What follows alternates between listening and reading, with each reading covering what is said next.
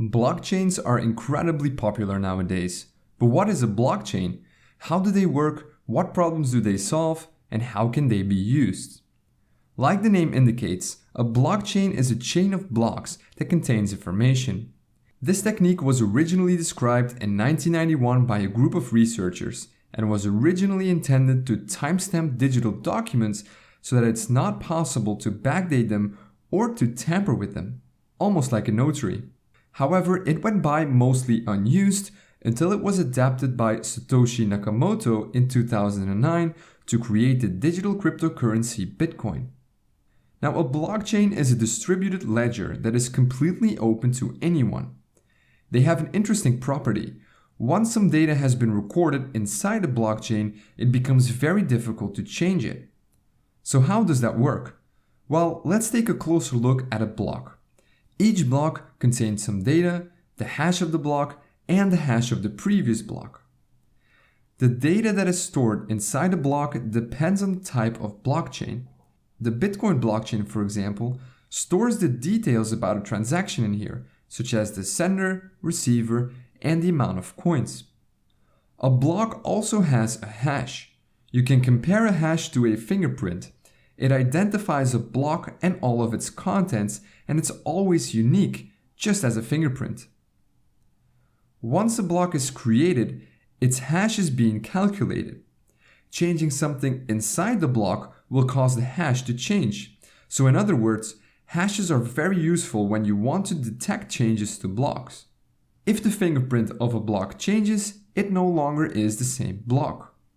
The third element inside each block is the hash of the previous block.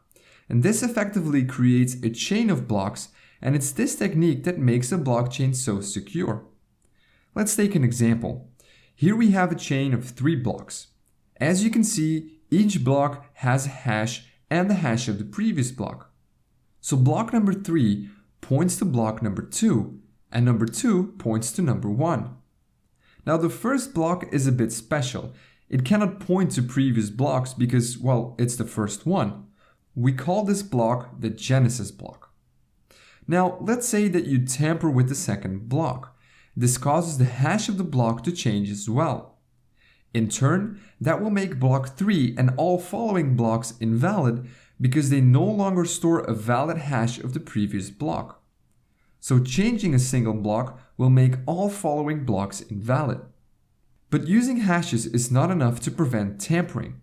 Computers these days are very fast and can calculate hundreds of thousands of hashes per second.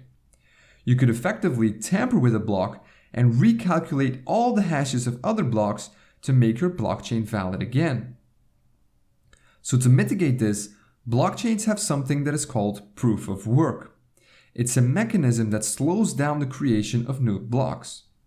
In Bitcoin's case, it takes about 10 minutes to calculate the required proof of work and add a new block to the chain. This mechanism makes it very hard to tamper with the blocks because if you tamper with one block, you'll need to recalculate the proof of work for all the following blocks. So the security of a blockchain comes from its creative use of hashing and the proof of work mechanism. But there is one more way that blockchains secure themselves, and that is by being distributed. Instead of using a central entity to manage the chain, blockchains use a peer-to-peer network and everyone is allowed to join. When someone joins this network, he gets a full copy of the blockchain. The node can use this to verify that everything is still in order. Now, let's see what happens when someone creates a new block. That block is sent to everyone on the network. Each node then verifies the block to make sure that it hasn't been tampered with. And if everything checks out, each node adds this block to their own blockchain.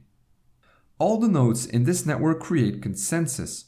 They agree about what blocks are valid and which aren't. Blocks that are tampered with will be rejected by other nodes in the network. So to successfully tamper with a blockchain, you'll need to tamper with all the blocks on the chain, redo the proof of work for each block, and take control of more than 50% of the peer-to-peer network. Only then will your tampered block become accepted by everyone else. So this is almost impossible to do. Blockchains are also constantly evolving. One of the most recent developments is the creation of smart contracts.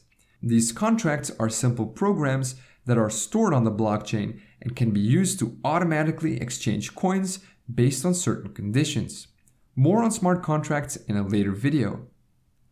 The creation of blockchain technology piqued a lot of people's interest.